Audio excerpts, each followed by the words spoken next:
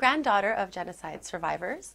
My paternal grandparents were from Eveveg and Yozgat, which are both in Western Armenia. They were left orphaned by the events of 1915. My great-grandparents' story is not that different from many of their contemporaries. My great-grandfather worked in a mill, and he was brutally murdered when his head was crushed in between the millstones. So my grandparents were both left orphaned. They were sent to orphanages where they met.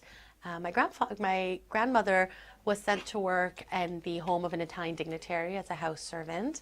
My grandfather was sent to work in the home of a dentist. And as I said, they met, married, had children, my father being the oldest.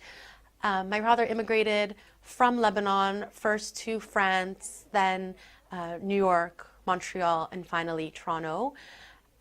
When he moved to Toronto, he changed his name from Koja Babyan to Babyan. He wanted to rid it of its Turkish-sounding context. And this is the immediate connection I feel with my family's history with the events of 1915. It happens every day when I write my name because it is a new page in our history that is being told.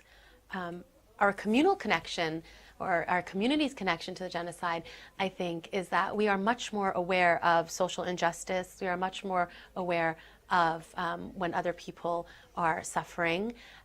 I know this to be true because I'm lucky enough to work in an Armenian school, and in my daily interactions with Armenian students, I realize that they have much more of an awareness of these things, of global issues, of social injustices, more so than any other students I've ever taught, and they understand the importance of community involvement and the importance of advocating not only for you, not only for your own community, but for others who need a voice as well.